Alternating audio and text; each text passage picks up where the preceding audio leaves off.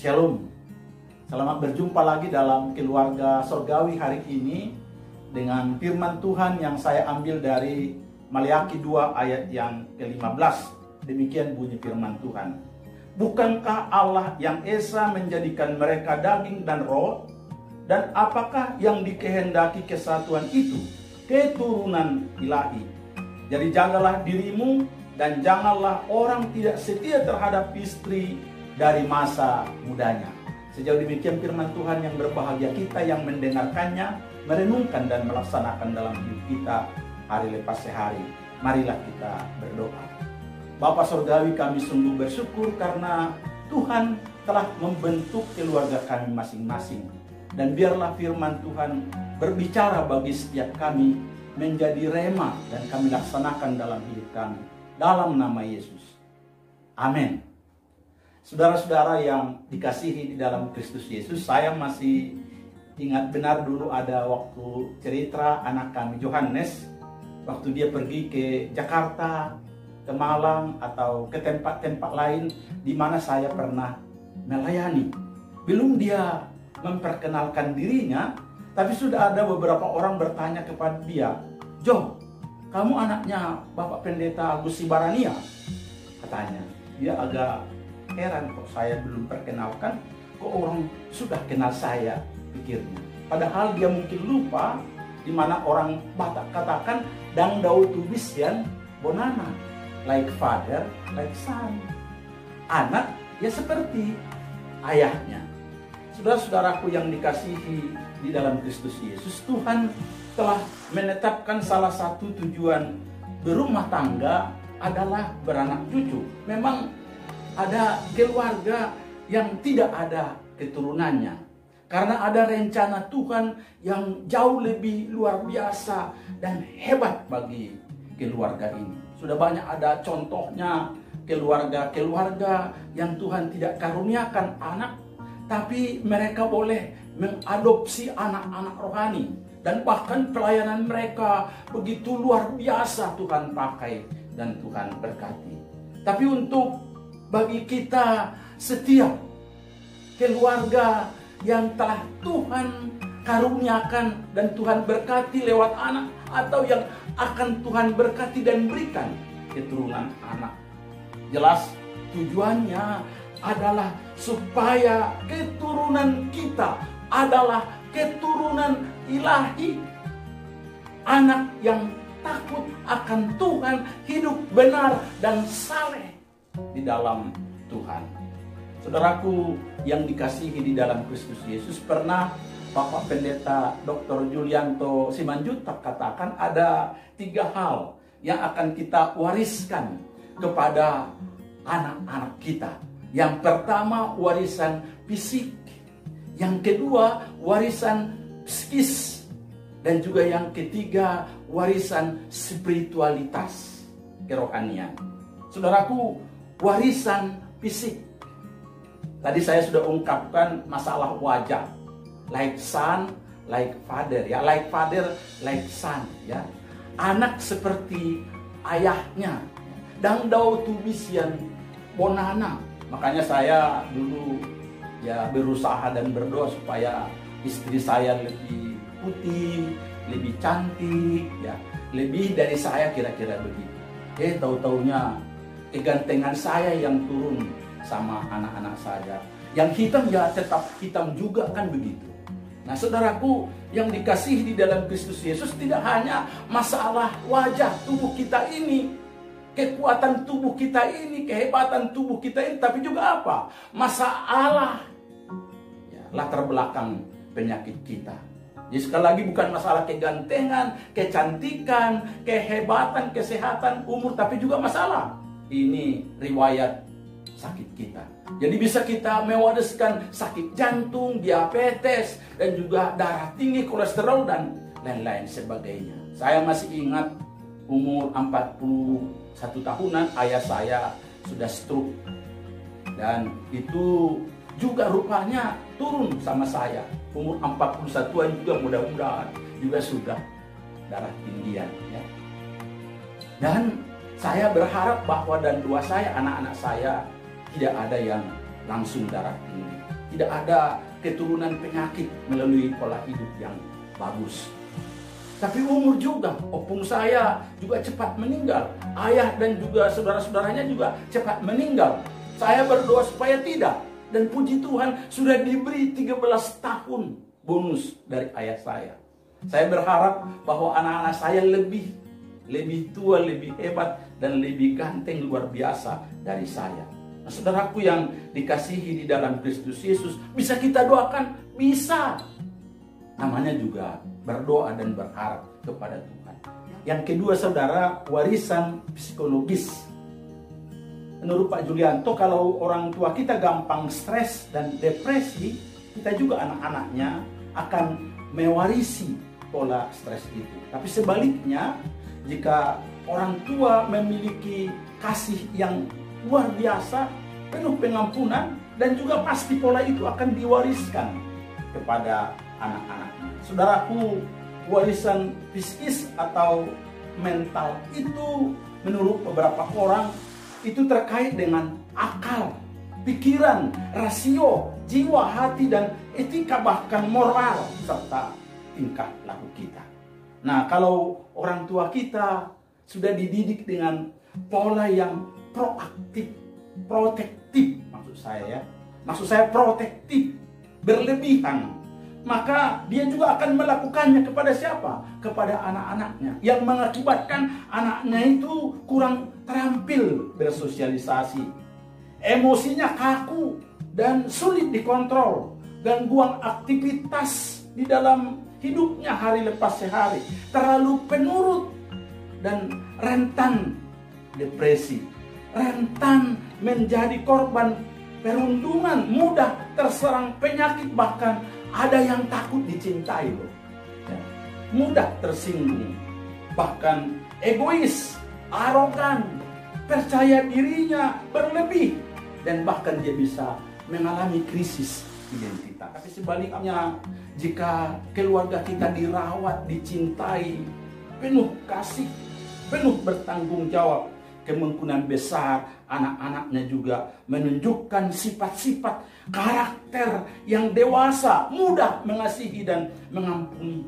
Akibatnya mereka menjadi anak yang tangguh, memiliki emosi yang luar biasa, pikiran yang jernih, gampang juga melakukan sesuatu yang baik bagi orang lain. Terus terang, harus saya akui sangat miris waktu saya melayani di berbagai tempat.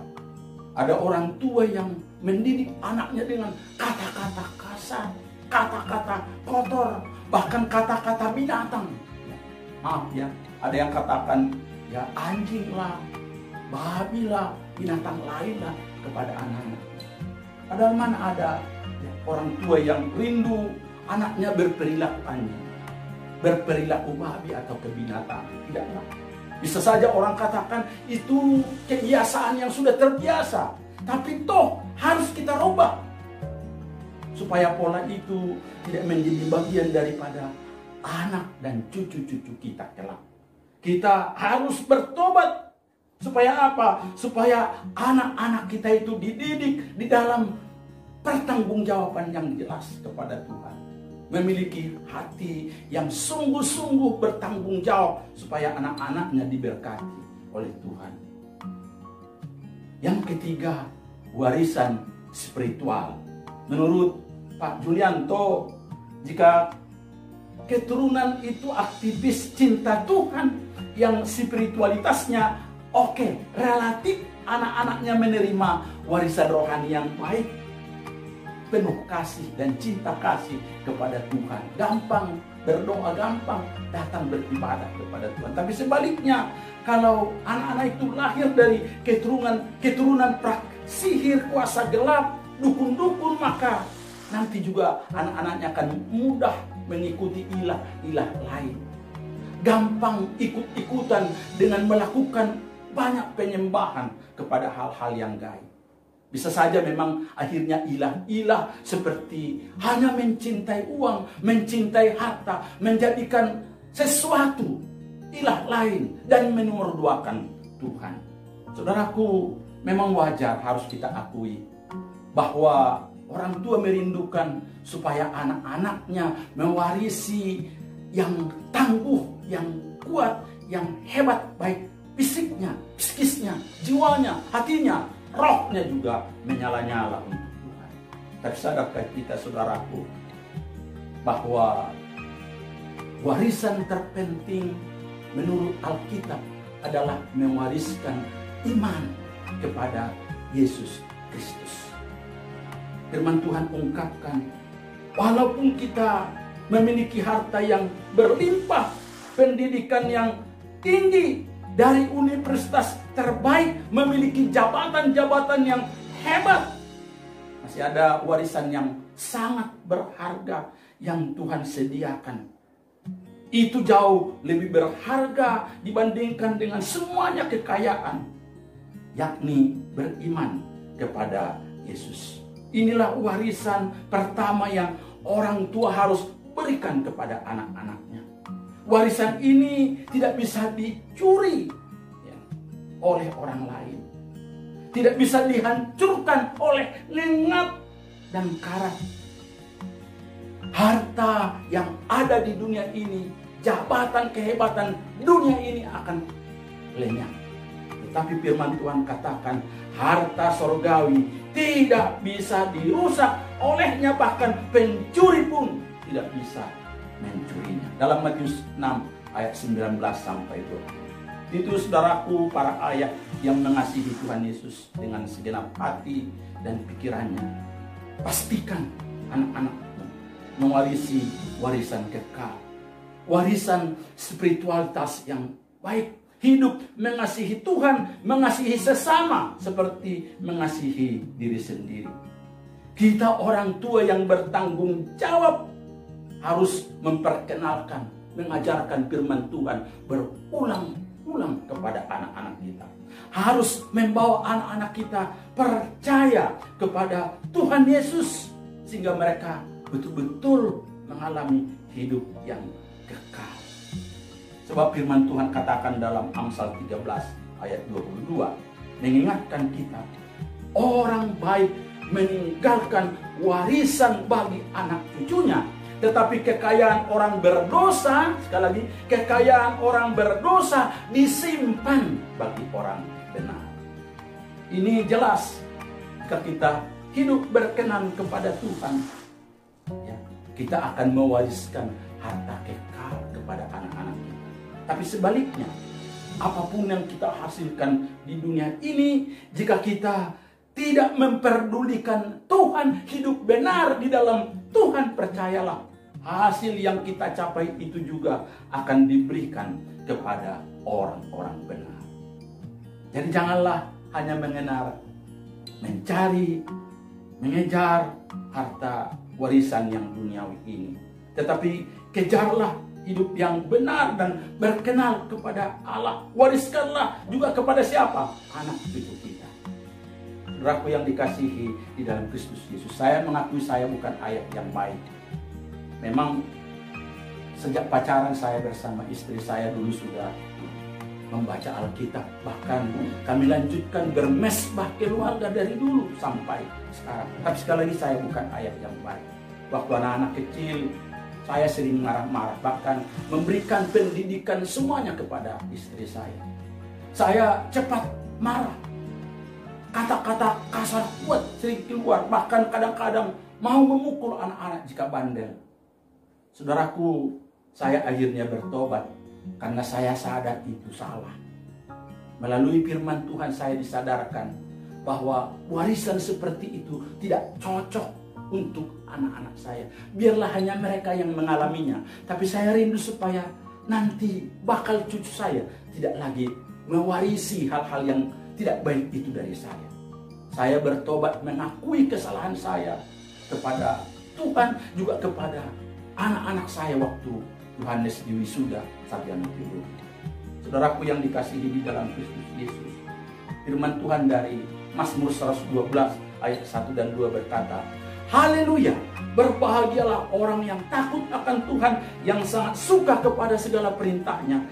Anak cucunya akan perkasa di bumi, angkatan orang benar akan diberkati. Saya percaya kita sudah mewarisi banyak hal dari orang tua kita, baik fisik, psikis, dan juga spiritualitas. Dan kita rindu tentunya akan mewariskan kualitas hidup kepada anak dan cucu-cucu kita. Itu saudaraku, kerinduan kita supaya anak kita, anak yang perkasa, anak yang takut, anak yang diberkati Tuhan, keturunan ilahi, hidup beriman kepada Tuhan Yesus dan hidup saleh mulai sekarang. Ajarkan firman Tuhan, perkenalkan firman Tuhan berulang-ulang, buat mesbah keluarga di setiap hari, entah pagi, siang, atau malam. Jadilah teladan akan firman Tuhan, gampang mengasihi dan mengampuni, bersahabat, dan menjadi teman terbaiklah bagi keluargamu. Kiranya Tuhan Yesus memberkati tiap keluarga kita.